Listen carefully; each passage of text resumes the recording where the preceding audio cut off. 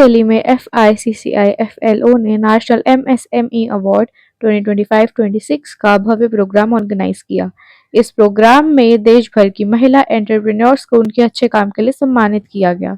42nd national president Poonam Sharma के नेतृत्व में हुए इस इवेंट में 11 अलग-अलग कैटेगरीज के अवार्ड दिए गए, जिसमें बेस्ट SHG अवार्ड भी शामिल था। इस मौके पर चीफ गेस्ट जितिन प्रसाद भी मौजूद रहे। प्रोग्राम में इंडस्ट्री के कई बड़े लीडर्स, पॉलिसी मेकर्स और एंटरप्रेन्योर्स ने भी हिस्सा लिया। FICCI-FLO का कहना है कि इन अवार्ड्स के मकसद महिलाओं को MSME बिजनेस का बढ़ावा देना और देश की इकोनॉमी को मजबूत बनाना है। सर, आज फिक्की ऑडिटोरियम वुमेन पावर को लेकर महिला अंतर्राष्ट्रीय महिला दिवस भी है, क्या कहना चाहेंगे आप? महिला अंतर्राष्ट्रीय दिवस ये बहुत महत्वपूर्ण दिवस है हम सभी के लिए। महिलाओं का योगदान हर फील्ड में, अब आप किस फील्ड में छोड़ेंगे आप महिलाओं को? हर फील्ड में तो लड़कों से ज़्यादा अच्छा कर रही है। मैं कॉलेज यूनिवर्सिटी जाता हूँ तो देखता हूँ कि हायर एजुकेशन में 60% है महिलाओं का। अभी हम लोग अभी झांसी में हमने बहुत बड़ा कार्यक्रम किया जिसमें हमने पहली बार इन्वेस्टर्स को बुलाया, तो उसमें उनका योगदान 70% था। अभी हम लोग अवार्ड्स देने गए, महिलाओं का योगदान था। कल हिंदुस्तान की टीम वर्ल्ड कप जीती, उससे पहले कौन जीता था? महिलाएं जीती थी। तो महिलाओं का योगदान बहुत रहा है इस देश के लिए और हमेशा रहेगा। हमारे वहाँ महिलाओं में कुछ खासियत है। एक, वो अपने परिवार को साथ लेके चलती है, और दूसरी सबसे बड़ी खासियत है कि महिलाएं हमेशा समाज को साथ लेके चलती हैं। तो मैं बहुत खुश हूँ कि फिक्की FLO ने इन महिलाओं को आज सम्मानित किया है माननीय मंत्री जी को बुलाकर, और ये सम्मान से पूरे समाज में जहाँ जिन फील्ड्स में वो काम कर रही हैं उन सब में चेतना जागी, और इस चेतना की वजह से और भी महिलाएं आगे आई हैं। तो महिलाओं को ऐसे सम्मान देना इस देश में, और हमारे देश में तो क्या कहते हैं, महिलाओं को तो पूछते हैं सबसे ज़्यादा, तुम दुर्गा की पूजा करते हैं, नवरात्रि मनाते हैं। तो हमेशा इस देश में अगर महिलाओं का सम्मान देंगे, और जब तक महिलाओं का ऑर्गेनाइज्ड वर्कफोर्स में काम नहीं बढ़ेगा तभी देश विकसित नहीं हो सकता। विकसित राष्ट्र बनाने के लिए महिलाओं का योगदान बहुत जरूरी है, और ये प्रधानमंत्री जी अच्छी तरीके से जानते हैं। इसलिए हमेशा आदरणीय नरेंद्र मोदी जी की सरकार ने महिलाओं को बढ़ाने का काम। सर, पहले कुछ महिलाएं घर बैठती थी, आज वो छोटे छोटे लघु उद्योग लगाकर आगे बढ़ रही हैं और देश की जो भागीदारी है उसमें भी हिस्सेदारी बनती जा रही है, क्या कहेंगे आप? महिलाओं में जो हमारे वहाँ टैलेंट है, इस टैलेंट को बढ़ाने की जरूरत है।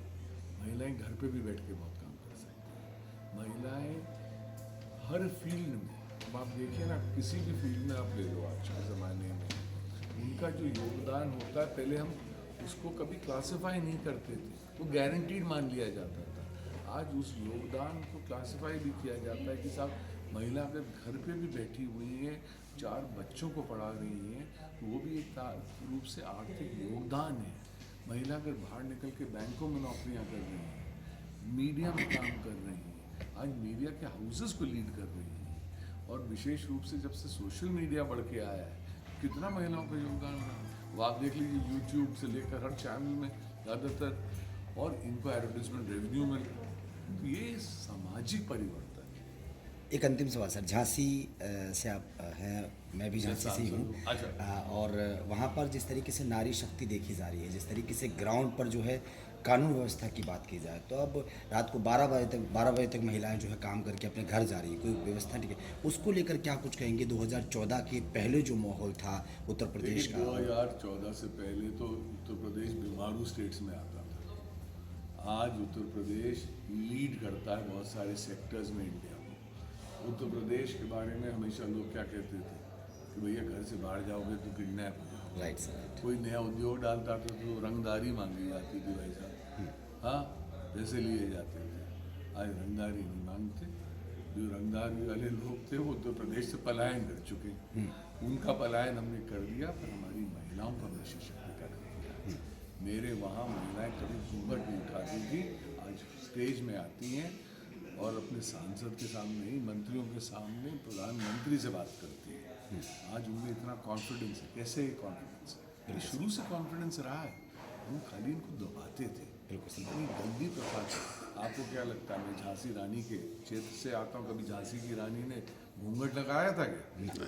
हाँ, तो सोच सकते हैं आप ऐसी बात। तो ये फ्यूडल नेचर हमने कर दिया है। बिल्कुल सर। और इस नेचर को जब तक हम बदलेंगे नहीं इस देश में, महिलाओं को इक्वल फुटिंग पे नहीं लाएंगे, तब तक इस देश को हम विकसित राष्ट्र नहीं बना पाएंगे।